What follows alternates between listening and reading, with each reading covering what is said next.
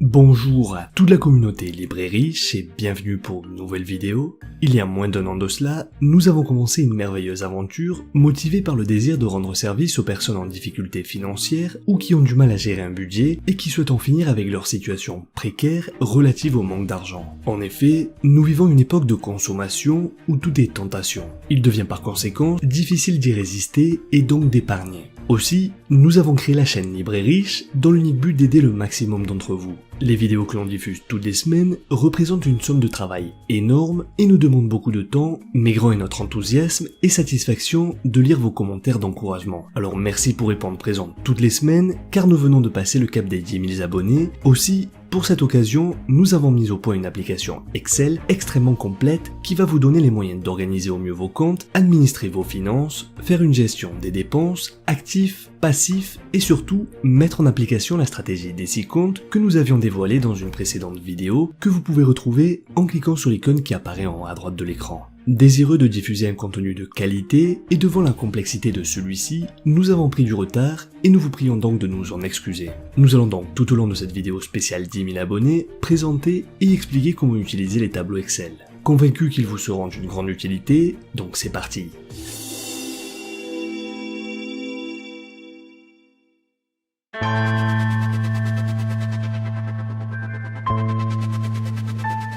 Pour commencer, nous allons procéder à une représentation d'ensemble succincte pour t'expliquer comment fonctionne cette application. Comme tu peux le voir, les 12 premières feuilles se rapportent aux 12 mois de l'année, comprenant chacune 6 semaines, à l'intérieur desquelles tu vas pouvoir détailler l'ensemble de tes revenus d'une part et tes frais et dépenses mensuels d'autre part, de janvier à décembre. Cela doit certainement te sembler bizarre d'avoir à programmer ton bilan sur 6 semaines, donc je m'explique. Si on prend l'exemple du mois de mars 2020, le 1er mars tombe un dimanche et compte pour la première semaine, du 2 au 8 pour la deuxième semaine, et ainsi de suite pour finir le 30 et 31 mars, c'est-à-dire la 6e semaine. Afin de te faciliter la tâche, nous avons mis au point un tableau récapitulatif de l'année écoulée, te permettant ainsi de visualiser l'ensemble de tes revenus et dépenses et le solde créditeur ou débiteur résultant de la soustraction des deux.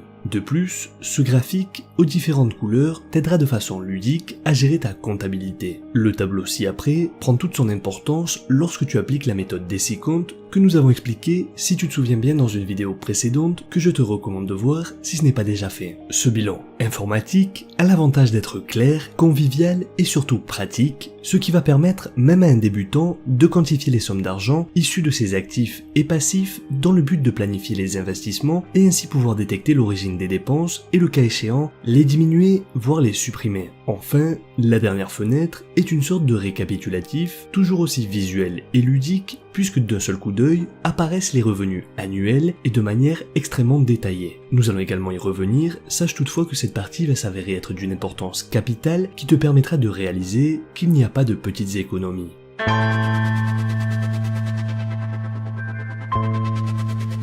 Regardons à présent plus en détail chaque partie de cette application à l'aide d'exemples concrets et pratiques pour t'expliquer son fonctionnement. Concernant le détail des revenus et dépenses, comme tu as pu le constater, le schéma se répète à l'identique tous les mois pour ce qui est des frais et revenus fixes ou constants, excepté les frais courants et sporadiques et donc systématiques tous les mois et qui se rajoutent au négatif et ce, de janvier jusqu'à décembre. Voici donc la première partie qui concerne les revenus et ensuite les frais et dépenses d'une personne ou d'une famille dite ordinaire. Pour ce qui est de tes revenus, qu'ils proviennent d'un salaire, que tu sois employé ou de ton activité en tant qu'entrepreneur, peu importe. Autant que ceux provenant d'intérêts d'un compte bancaire, d'obligations donc de rente fixe, de dividendes donc d'argent distribué par les entreprises à leurs actionnaires ou tout simplement les gains patrimoniaux dus à des plus-values, d'héritage, de donations, subventions, d'une bourse si tu es étudiant, d'une aide de l'État, en somme, toutes les rentrées d'argent doivent être comptabilisées dans tes revenus. Entre également dans cette catégorie les revenus annexes comme les gains au loto, au jeu d'argent ou des paris, une prime salariale, un 13e mois, etc.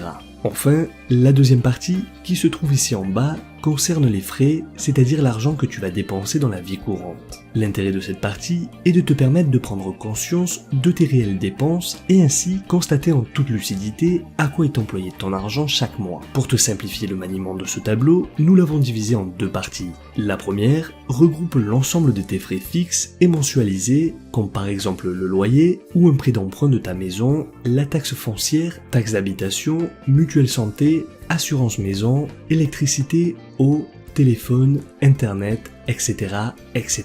La deuxième englobe les nombreux frais annexes ou domestiques tels que les dépenses alimentaires, meubles, habits, loisirs, ainsi que les dépenses imprévues liées aux aléas de la vie comme les pannes de voiture, réparations, etc. Bien évidemment, nous avons volontairement laissé des lignes vides afin que tu puisses en rajouter à la demande.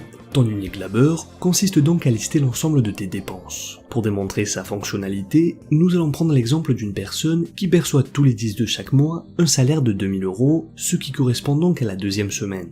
Il suffit alors de transcrire les données initiales. Dans le cas présent, ton épargne est positive puisque tu n'as enregistré que ton revenu au crédit. Toutefois, tu vas inclure tes dépenses. Prenons donc un exemple simple à comprendre. Tu vas ajouter et comptabiliser 600 € de prêt immobilier et 200 € de courses alimentaires. Ce rajout de 800 € va automatiquement modifier ton solde, ce qui dans le cas présent correspondra à 1200 €. Ensuite, pour supprimer ou corriger une erreur, c'est simple, tu positionnes le curseur sur la valeur et tu supprimes. Tu l'auras compris, si tu t'es trompé et que le montant du prêt est finalement de 700 €, il te suffit de réécrire par-dessus et tout se corrige. Autre exemple, imaginons que tu rencontres un problème de voiture et qu'il t'en coûte 2000 €. Par conséquent, tu constates que tu es débiteur de 900 €, donc ton solde est négatif. L'avantage de cette application est qu'elle est très simple d'utilisation et intuitive, les sommes enregistrées s'additionnent et se soustraient automatiquement. Comme tu l'auras compris, ce principe est déclinable à l'infini. À présent, intéressons-nous à la partie globale de l'année. Comme tu peux le voir, tout se retranscrit automatiquement avec un bilan de tous les mois de l'année en haut, ainsi que le total. Par conséquent, plus 2000 € de revenus, moins 1000 € de frais, égale 1000 € net épargnés. Sur le graphique, sont notés à droite les montants, en bas les mois de l'année, et ici les revenus en bleu, les frais en rouge et l'épargne qui sont déduits en vert. Dans l'absolu, l'objectif serait de toujours avoir la barre bleue et la barre verte au-dessus de la barre rouge, voire même le plus haut possible. Ici, mission accomplie. Enfin, la troisième fonction de cette partie correspond à la stratégie des 6 comptes que je te recommande une fois de plus de visionner pour bien comprendre son fonctionnement. Rappelle-toi d'un conseil élémentaire, tu dois toujours te payer en priorité, c'est-à-dire épargner une certaine somme d'argent pour toi et quel que soit le montant que tu perçois, tu dois te payer en priorité, c'est capital. Une fois cette bonne habitude prise, l'idéal est de répartir le tout dans 6 comptes différents. Le principe de cette application est que tout se fait encore une fois automatiquement comme tu peux le voir. De ce fait, sur la base d'un revenu égal à 2000 €, on épargne 200 € dans le compte de la liberté financière, 200 € dans celui de l'épargne, ainsi que celui de la formation, et ensuite 55% dans le compte basique, c'est-à-dire 1100 €, encore 200 € dans le compte des loisirs, et enfin 5% dans celui des dons, ce qui représente 100 €. À savoir que tu pourras modifier les pourcentages si tu le souhaites. Ici, un graphique en camembert illustre cette stratégie des 6 comptes. De ce fait, comme tu peux le voir, ce petit rectangle représente le total de l'épargne des 5 comptes puisque l'argent de ce 6e compte correspond à celui des besoins basiques qui de facto n'est pas destiné à l'épargne. Aussi, dans notre exemple, un individu enregistre 2000 € de revenus et 1000 € de dépenses, ce qui en théorie lui constitue une épargne de 1000 €, alors que selon notre stratégie des 6 comptes, au moins 900 € auraient dû être destinés à l'épargne pure, ce qui veut dire que cette personne a largement réalisé son objectif. Comme tu peux le voir donc, cette petite case va t'indiquer l'épargne minimum que tu dois atteindre selon les pourcentages des 5 comptes restants, épargne que tu vas pouvoir contraster avec tes dépenses quotidiennes. En effet, admettons qu'au mois de janvier, ce protagoniste a dépensé 500 € pour partir en voyage. Désormais, comme tu peux le voir, son épargne n'est plus de 1000 € mais de 500 €, ce qui ne correspond plus aux 900 € d'épargne minimum fixé par notre stratégie. Il lui manque donc 400 €. Dès lors, voici concrètement comment s'articule la stratégie des 6 comptes. Donc reprenons l'exemple précédent, sans tenir compte du coût du voyage de 500 €. Comme nous venons de le voir, en fonction de tes rentrées d'argent, la quantité que tu destineras à chaque compte se calcule automatiquement. Aussi, tu auras la somme totale pour chaque mois avec le solde retranscrit au plus juste. Prenons l'exemple d'une formation ou d'un séminaire auquel tu as participé et dont le coût s'élève à 200 €. Aussi, il te suffit de noter moins 200 € en janvier dans la partie formation et comme tu peux le voir, désormais le solde est de 0 pour le compte correspondant aux formations. Toutefois, les 200 € de frais supplémentaires n'apparaissent pas dans le total, ici dans l'encadré du haut. Il te suffit donc de rentrer cette somme dans le cadre des dépenses correspondant aux frais annexes du mois de janvier. Il n'apparaît plus alors 1000 € de dépenses, mais 1200 €. De ce fait, la différence entre les revenus et frais passe de facto à 800 €, faisant ainsi basculer le montant de l'épargne des 5 comptes à 700 €, soit toujours une différence de 100 €. Nous respectons donc notre objectif, ce qui est plutôt encourageant. Comme tu l'auras certainement remarqué, en dessous des comptes liberté financière et épargne, il n'y a pas de colonne relative aux dépenses, et la raison est toute simple, c'est que sauf exception concernant le compte de l'épargne, il ne devrait jamais être dépensé, nous devons toujours disposer de liquidités. En revanche, concernant le compte de la liberté financière, étant donné qu'il s'agit d'une partie spéciale, tu vas pouvoir détailler au maximum possible en passant à la fenêtre suivante relative aux actifs et passifs que nous allons voir dès maintenant. Comme nous l'avons expliqué de manière simple, mais qui n'est pas la définition comptable, attention, un actif représente un gain d'argent alors qu'un passif une perte. Dans ce petit encadré, nous avons donc l'épargne de 700 €, comme nous venons de le voir, et ici les 200 € qui correspondent au compte de la liberté financière,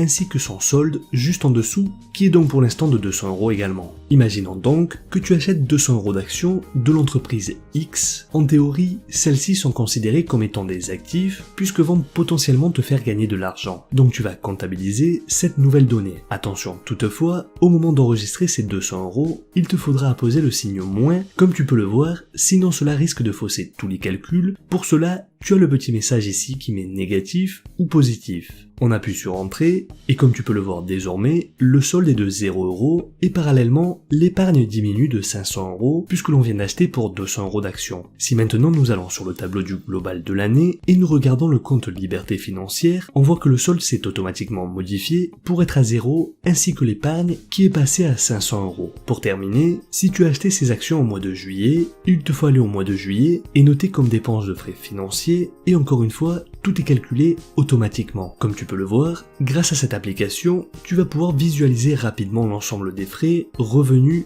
actifs et passifs et ainsi organiser au mieux ta situation financière afin de l'améliorer. En résumé, la liberté financière s'atteint lorsque l'ensemble de tes actifs couvre l'ensemble de tes frais qui proviennent de tes passifs. Aussi, cette balance entre actifs et passifs va nous permettre d'illustrer concrètement comment arriver à cette situation et ainsi équilibrer nos deux colonnes. Comme nous n'avons de cesse de répéter, les gens sans éducation financière, les personnes pauvres, ne possèdent que des passifs qu'ils financent avec leur unique salaire ou en s'endettant, tandis que les personnes avec une bonne éducation financière, les personnes riches, possèdent de nombreux actifs, de nombreuses sources de revenus, leur permettant de faire l'achat de passifs sans s'endetter. D'où l'importance d'équilibrer ces deux colonnes que tu vois actuellement à l'écran. Aussi, l'idéal est d'acheter des biens que tu désires, n'importe quel passif, mais ce, seulement à partir du moment où tu possèdes suffisamment d'actifs nécessaires qui te procurent une rente qui va venir couvrir les frais générés par ces mêmes passifs. C'est pourquoi ce solde te permet de connaître les actifs et passifs en ta possession et de planifier de la meilleure manière possible afin de ne rien laisser au hasard. Donc pour reprendre l'exemple précédent des 200 € d'actions, comme tu peux le voir, le solde de la balance est actuellement à 0 € puisque l'on possède l'actif qui nous a coûté 200 € et qui apparaît sur notre application. Toutefois, tant que nous n'en percevons pas de revenus pécuniaires, la balance reste neutre. Supposons alors que ces actions nous rapportent 10 € par mois, il suffit donc d'écrire 10 dans l'encadré réservé à cet effet, comme ceci, et désormais, la balance est positive et indique 10. Pour ce qui concerne la colonne des passifs, son fonctionnement est similaire. Supposons que tu contractes un crédit à la consommation pour acheter un ordinateur, les mensualités s'élèvent alors à 50 €. Attitude que nous déconseillons fortement, comme l'illustre une précédente vidéo, que tu peux retrouver en cliquant sur l'icône qui apparaît en haut à droite de l'écran. Donc ici, tu vas inscrire moins 50 € et dès lors, le solde est négatif, il est de moins 40 €, sous-entendant par là un déficit entre les actifs et les passifs. Si à cela s'ajoute les frais mensuels de 150 € liés à l'entretien, essence, assurance de la voiture achetée à crédit, tu vas également rajouter cette somme et le tout se calcule automatiquement. Comme tu l'auras compris, l'objectif à long terme est de maintenir notre solde des actifs excédentaires sur les passifs. Ici, on se trouve à moins 190 €, il nous faut donc trouver une solution pour augmenter notre colonne d'actifs. L'idéal serait d'obtenir un revenu de 40 € mensuel pour la location d'une place de garage par exemple que tu aurais acheté et 300 € pour la location d'un appartement dont tu serais propriétaire. Désormais, le solde est positif de 150 €. Nous avons volontairement omis les autres informations relatives à la date et le prix d'achat puisque tu sais désormais comment cela fonctionne et comment l'inscrire dans le tableau, et ce pour chaque mois de l'année. Comme nous ne cessons de le répéter, voilà un outil indispensable et extrêmement intuitif que tu vas utiliser pour connaître ta situation pécuniaire. Ainsi, tu vas être en mesure d'équilibrer tes deux colonnes d'actifs et passifs en vue d'une planification intelligente, te permettant ainsi de prendre ou reprendre le contrôle de ta vie budgétaire et devenir réellement indépendant financièrement. Enfin, et pour terminer, voici le dernier onglet qui est celui du récapitulatif de l'année. Cet onglet, qui peut te sembler superflu étant donné que l'application est déjà très complète, toutefois son importance est capitale pour t'aider à prendre conscience de certains frais qui peuvent te sembler dérisoires mais qui mis bout à bout peuvent représenter des sommes annuelles énormes. L'utilité de celui-ci est que d'un seul coup d'œil, tu vas pouvoir réaliser d'où proviennent tes rentrées d'argent, mais aussi très important, tes sorties. Aussi, pour reprendre l'exemple simplifié du début, on s'aperçoit ici que notre seule source de revenus provient de notre salaire et notre principale dépense résulte de notre crédit immobilier. Cette synthèse annuelle va s'avérer redoutable